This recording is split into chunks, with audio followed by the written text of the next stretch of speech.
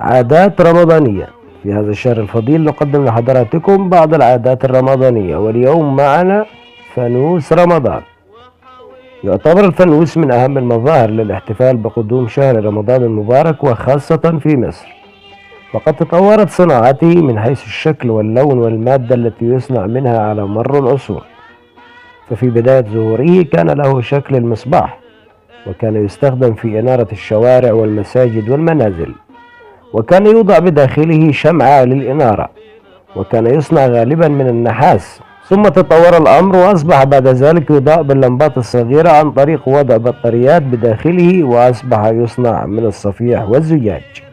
ثم أخذ يتطور حتى وصل إلى الشكل التقليدي المعروف لنا، ثم أخذ بعد ذلك أشكالا تحاكي مجريات الأحداث والشخصيات الكرتونية المحببة لدى الأطفال، وأصبح يصنع من البلاستيك ومن مواد أخرى.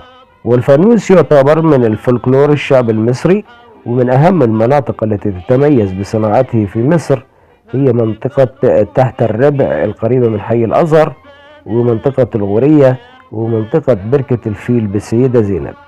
لكن لماذا ارتبط الفانوس بشهر رمضان؟ وأين ومتى ظهر أول مرة؟ وفي أي عصر من العصور كان ارتباط الفانوس بشهر رمضان؟ ده اللي احنا هنعرفه في الفيديو بتاعنا النهاردة.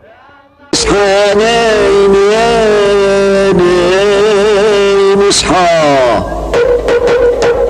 وجريت العديد من دراسات الماجستير والدكتوراه عن أول فانوس رمضان ظهر في التاريخ، وقد اختلفت الروايات في ذلك، ولكن جميعها أجمعت على أن ظهور ارتباطه بشهر رمضان كان في عصر الدولة الفاطمية في مصر، وهناك عدة روايات في هذا الشأن، ولكن سوف نذكر لحضراتكم أشهرها. يحكى أن بعد أن بنى القائد العسكري الفاطمي جوهر الصقلي مدينة القاهرة، طلب من الخليفة الفاطمي المعز لدين الله أن يأتي إلى مصر ليتخذ من القاهرة عاصمة للدولة الفاطمية. جاء الخليفة المعز لدين الله الفاطمي من المغرب ليستقر في القاهرة العاصمة الجديدة للدولة الفاطمية، وكان ذلك في 7 من شهر رمضان سنة 362 هجرية، الموافق 11 من شهر يونيو عام 972 ميلادية.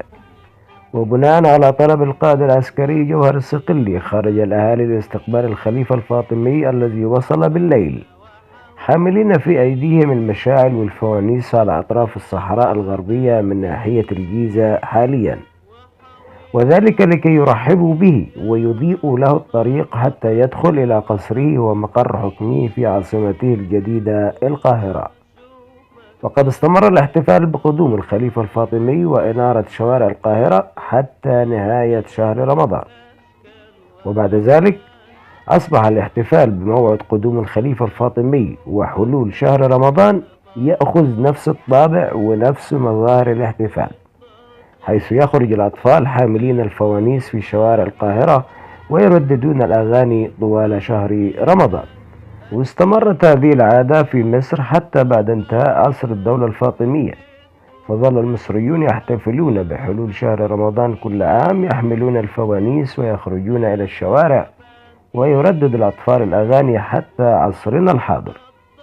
وقد انتقلت هذه العادات ومظاهر الاحتفال من مصر إلى بعض الدول العربية، ونجدها تظهر خاصة في دمشق وحلب والقدس وغزة، ولكن تظل القاهرة هي بداية ظهور فانوس رمضان. وبكده يكون عرفنا عادة من العادات الرمضانية، وهي فانوس رمضان. دمتم في أمان الله. وحوي يا وحوي